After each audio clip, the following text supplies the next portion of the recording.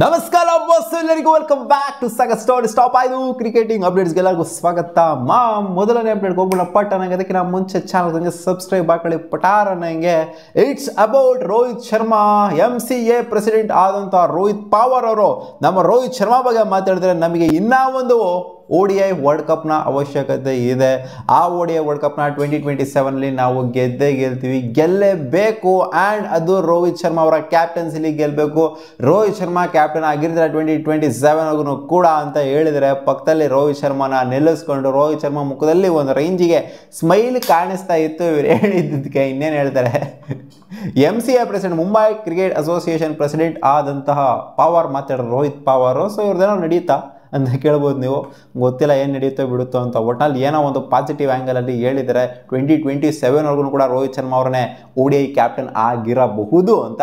So ಇದಾಗಿತ್ತು ಅಂದರೆ ನಮಗೂ ಕೂಡ ಕ್ವಶನ್ನೇ, ನೋಡೋಣ ಅದೇನಾಗುತ್ತೆ ಅಂತ. ಅಪ್ಡೇಟ್ ಬಂದ್ಬಿಟ್ಟು who is your cricketing idol ಅಂತ ಒಂದು ಕ್ವಶನ್ ಬಂದಾಗ ಭುವನೇಶ್ವರ್ ಕುಮಾರ್ ಅವರು ಒಂದು ಸ್ಟೇಟ್ಮೆಂಟ್ ಕೊಟ್ಟಿದ್ದಾರೆ. ಮಗ ಅವರ ಕ್ರಿಕೆಟಿಂಗ್ ಐಡಲ್ ಯಾರಂತಾರೆ, ಇಟ್ಸ್ MS ಧೋನಿ ಅಂತೆ.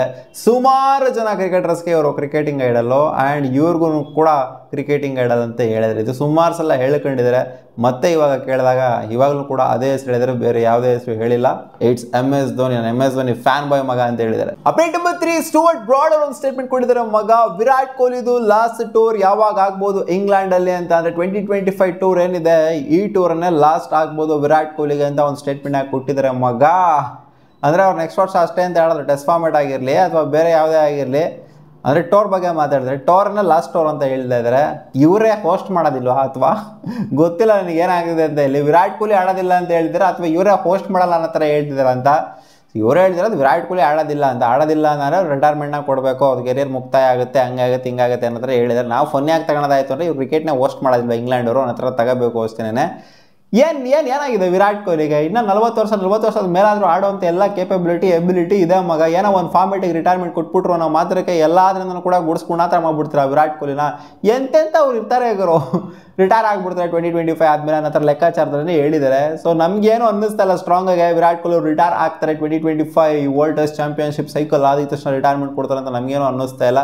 ಇನ್ನೂ ಒಂದು ಸೈಕಲ್ ಇನ್ನೂ 2 ಸೈಕಲ್ ಆಡುವಂಥ ಎಲ್ಲ ಎಬಿಲಿಟಿ ವಿರಾಟ್ ಕೊಹ್ಲಿಗೆ ಇದೆ ಮಗ. ಅಪ್ಡೇಟ್ ನಂಬರ್ 4, KKR ಟೀಮ್ನಲ್ಲಿರುವಂಥ ಶ್ರೇಯಸ್ ಅಯ್ಯರ್ ಬಗ್ಗೆ ಸಿಕ್ಕಾಪಟ್ಟೆ ರೂಮರ್ಸ್ಗಳು ಅಪ್ಡೇಟ್ಸ್ಗಳು ಬರ್ತಾ ಇತ್ತು. ರಿಲೀಸ್ ಮಾಡೋದಕ್ಕೆ ರೆಡಿ ಆಗಿದ್ದಾರೆ ಅದು ಇದು ಅಂತೆಲ್ಲ.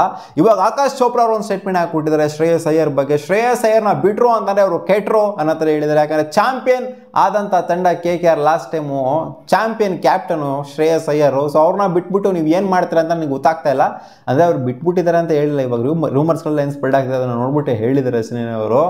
ಅವ್ರು ಚಾಂಪಿಯನ್ ಕ್ಯಾಪ್ಟನು, ಚಾಂಪಿಯನ್ ನೀವು ಈಚೆ ಕಡೆ ಕಳಿಸ್ಬಿಡ್ತೀರಾ ಅಂತ ಅಂದರೆ, ಜೊತೆಗೆ ಇಲ್ಲಿ ಗಂಭೀರಣ್ಣ ಬೇರೆ ಇಲ್ಲ, ಗಂಭೀರು ಇಲ್ಲ, ಶ್ರೇಯಸ್ ಅಯ್ಯರು ಇಲ್ಲ ಅಂತಂದರೆ ನಿಮ್ಮ ಟೀಮೇ ಒಂಥರ ಯಾರೇ ಇದ್ರೂ ಕೂಡ ಒಂಥರ ಹೊಸದಾಗಿ ಕ್ರಿಯೇಟ್ ಮಾಡ್ದಂಗೆ ಇರುತ್ತೆ. ಸೊ ನನ್ನ ಪ್ರಕಾರ ಅವ್ರು 100% ರಿಟೈನ್ ಮಾಡಲೇಬೇಕು. 18 ಕೋಟಿ ಸ್ಲ್ಯಾಬಲ್ಲೇ ಶ್ರೇಯಸ್ ಅಯ್ಯರ್ನ ರಿಟೈನ್ ಮಾಡಬೇಕು ಅನ್ನೋ ಥರ ಹೇಳಿದರೆ. ಯಾಕಂದರೆ ಲಾಸ್ಟ್ ಸೀಸನ್ ಚಾಂಪಿಯನ್ ಮಾಡಿಸಿದ್ದು ಇಟ್ಸ್ ಶ್ರೇಯಸ್ ಅಯ್ಯರ್, ಬೇರೆ ಯಾರೂ ಅಲ್ಲ.